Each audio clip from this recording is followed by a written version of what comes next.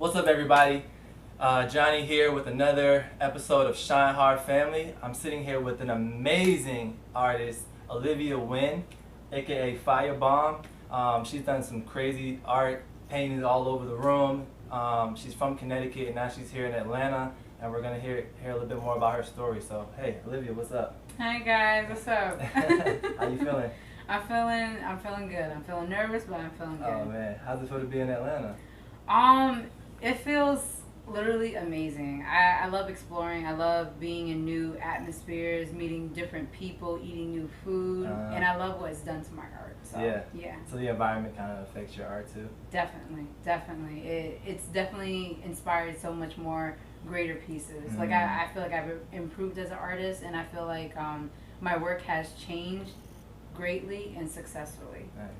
Nice. So when I talk to like talented and successful people, it's always fascinating to me to really understand where their journey began. So I want to ask you about your childhood and what growing up was like for you. Okay. Well, I was born in Philly. Okay. So I was born in Philly. I was raised in Hartford, Connecticut, and my family, they're originally Vietnamese, and the thing is, like, my mom is half French, half Vietnamese. My dad is full Vietnamese. They're both from Saigon, Vietnam. And the thing is, they're very traditional, and they're very foreign, and they're very they're very old-fashioned, set in their ways. Yeah. Like, you know, they want I want to say it's like any typical Asian family where they want you like to go to school, make sure you're successful, you do well in your classes, and then so that eventually you can go to college, graduate, and get a successful job, take care of them at the end of the day. Right. So how did you get started as an artist? I started art when I was really young, and when I was young, it was just like a thing to easily get into just as a child. You give a child crayons, a sketchbook, they'll sit in the corner and they'll stay there for like hours and be quiet. And you know, my dad, I think he just did that. Yeah. And it was just like when I was younger, I used to watch like a lot of like TV shows that involved art, and I'm not sure if a lot of people can remember it, but like on CBS. Yeah, like I was a huge fan of Bob Ross. Yeah. And like and I'm not sure, I know a lot of people don't know who he is, but he was the white man with the afro. The afro, yeah. And he used to paint like happy trees. Yeah, when he died I was devastated as a child. Wow. But my dad, I remember I went to him one day and I was just like, Dad, I was wondering, is it okay if you can get me like different type of art materials? And he was asking me like what, and I was asking him like the more expensive kind. And like he did, and my mom was mad at him because my mom was just like, this is so much money, why would you do this? Like, we have bills to pay. And like he enrolled me into like these summer art camps at like local museums, and like he just thought that I was really good at it, and he just like showing like his friends, oh, like, you know, my daughter can draw. Yeah, look what she did. He's proud of you. He's so proud. Yeah. And as I went into high school, it became more of a big thing because it became more like when you go to high school is usually like the time of like mean years. Like people are mean in high school. Absolutely, yeah, it gets rough. Yeah, it's during the time where like you're playing sports, you want to be like the cool kids, you want to fit in, prom, homecoming, and like I feel like when I was drawing in high school, especially, it's more of an escape. You know, you go through puberty, you go through all these emotional changes and roller coasters. And like as I drew more in high school, it was like more like we focused on academics, and we got into like the subject of going to college. Right. And then like I was offered a scholarship for art to go to college. That's and then amazing. I was just like, oh, okay. And I went to a magnet school, so it was like my school was just really small.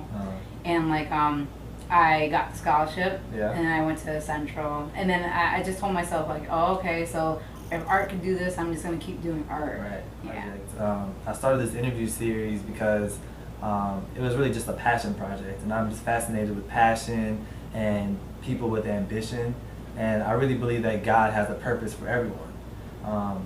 So Amen. When I walk around and I see people, I see your work, right, and I see like inspiration, I see motivation, I see education, and it makes me wonder, what is your passion and when did you know? My passion, I've always loved art, and I really have to say I didn't take it as seriously as I did until 3 years ago. Okay. But I've always loved art. Yeah. When you go to college, usually, like how I was saying, in high school, we go through our mean years where we deal with like a lot of different people, and we go through like a lot of emotions because of puberty and all that. Like when you go through college, you go through like a standstill point in your life where you actually kind of don't know what's going to happen after college. Right. You don't know if you're going to find that job, and you don't know if like you know, you don't know if you should have took that time to go study abroad, or do that internship, or, like, or do better, go to class a little bit more, and not be late. When I was in college, my major was art, and I remember when I was a junior in college, I wanted to drop out. Because the thing is, I was told by so many peers and professors, like, you know, oh, what do you plan on doing? And I just told them, like, straight up, I wanted to be a fine artist, like a studio artist. Right. And, like, they were telling me, oh, you know, it's going to be a little bit hard, like, you know, in that area, because a lot of artists are, like, really starving unless they, you know, put themselves out there. And it was very discouraging to hear this, because usually, like, when you go to the advisor, like, to register for classes, like, you want to hear, like, that they're, like, more, they're going to encourage you, what path you end up taking. And, like, they were telling me, like, oh, maybe you should go into art ed, or, like, you know, you should be a teacher. And I told them, no, I don't like to be a teacher. I don't want to be a teacher. And That's and not then, why I'm here. Yeah, and eventually I got my degree. Right. And so to say, after I graduated, I couldn't find a job. So when I couldn't find a job, and this is still doing art every single day, because it's just something I like to do. Right. I worked at a nail salon. Okay. And when I worked at a nail salon, I hated it. Right. I absolutely hated it. But working at a nail salon is like working at a barbershop. It was just easy money that you can get every single week at the end of the week, and it's just to pay off bills and anything that you need to pay off. And it was just one day. I kept like encouraging like my followers to just like, you know, like to do the things that they love, and I myself wasn't doing that. And like my followers, like, you know, I think at that point I think I had like 700 followers, or like 700 or 900, I can't remember. But one of my followers, he tagged me into a post that Big Sean just posted, and it was just like, we're looking for artists and graphic designers to work on such and such stuff for Big Sean, and we'd like to give you like opportunities. And I was just trying. Yeah. So every single day I was drawing a picture of him, and like when I was drawing a picture of him, I was just like, okay, like, he's not seeing it. He's not liking my photo. Like, you know, he's like, and they're tagging him, but he's just not seeing it. Right. And then I woke up one day, and it was so crazy because this is the first time I painted. I never taught myself how to paint. I didn't know how to paint, but I was told by a professor in my department before I graduated. He was telling me that you draw really well, Olivia, and if you know how to draw, you know how to paint. So I was like, okay. And I woke up one day, and I was just like, you know what? I'm gonna paint a 6-foot picture of Big Sean. Wow. And he's not even 6 foot. No, I know. It's so funny that That's you why just he liked it, because he was taller. That's so funny that you said that. There's actually a video where me and him were talking, and he was telling me, yeah, I'm not that big, but, you know, it was so funny. But I went and I painted the picture, and you know, like throughout the whole entire day, like my fan base was just, they were going crazy. They were just like, wow, she's painting this large picture of him, like, and he has to see it. And like my friend that I went to Central with, she actually knows him. Okay. And she knows his publicist, which is his best friend. Okay. And she went and she sent his publicist like the picture. He started following me. He was just like telling me, wow, this is amazing. I'm gonna make sure he sees it.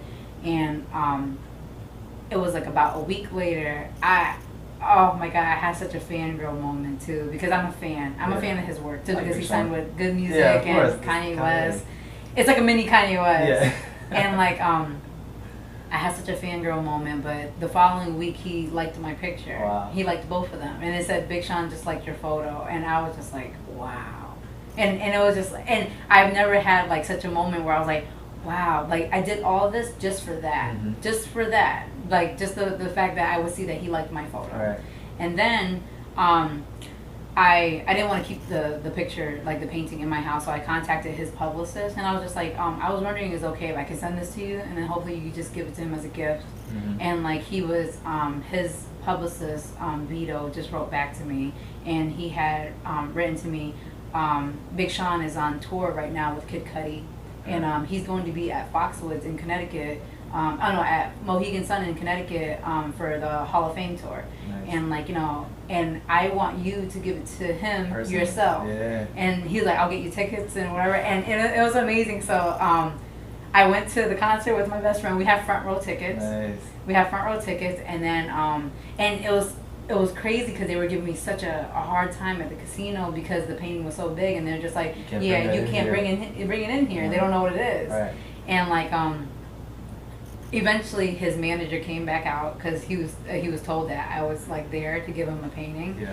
His manager came back out. We went in the back of like the dressing room that he was in, and I had like the most amazing conversation with this man that the next day, like, it just changed my life. Like he was just telling me like how he was so nice. He was just like amazing and humble and just Big Sean's a real dude. He's very insightful. He's very mature. He's a good guy. He's such a great guy. I remember he was telling me like he knows how it feels to like not be able to like pay rent. At one point, he was living in his basement. I mean, in his girlfriend's basement, sleeping on a bed in the basement, but still doing music, working at a radio station. And like, and he was asking me, he was like, so what do you do? And I was just like, I work at a nail salon right now. And then he asked me why. Yeah. And I was just like, and I think in that moment I was like, I don't know. the next week it was different. It was just crazy. Yeah. I kept drawing like all these celebrities, and the publicist for Big Sean, he went and he tagged the vice president of Maybach Music Group into a picture that I drew of Rick Ross. And the following week after that, I met Rick Ross. Oh my gosh. It was like one after the other. And like and the vice president, I met the vice president of Maybach Music Group, and he was telling me the same thing. He was like, I follow your page, and it just seems that you should be doing this professionally. But what accomplishment would you say you're most proud of? I love this question because it's changed so many times. You got the Big Sean, you got the Rick Ross, you got to graduate in college. I mean, I would have never thought that I would be able to relocate 1,000 miles away to a major city to want to brand off and expand my art, and to even be able to live by myself. Like, and relocate with art money. Yeah. Like, it's not money from a job, it's money from art. It takes a lot of courage to do it. It's scary. Because, like, even I was thinking about today, like, I'm not sure I have my little paintball gun in there in case you're going to try anything. And the thing is, like, You gonna light me up? I have my bat over there, too. What advice do you have for the aspiring artists or the would-be entrepreneurs that want to live on their own or survive off their craft? What would you tell them? You have to be consistent. And the thing is, you have to take yourself that seriously. You owe this to yourself. Like, no one's going to hand you anything in life. Like, you will never get a handout. You want to be the person that's actually handing stuff out. Be that person. You have to do whatever it is in your power to make sure you do this for yourself. Like, I know it's cliche to say again, too, that life is so short. But the thing is, life, you don't know what to expect from it.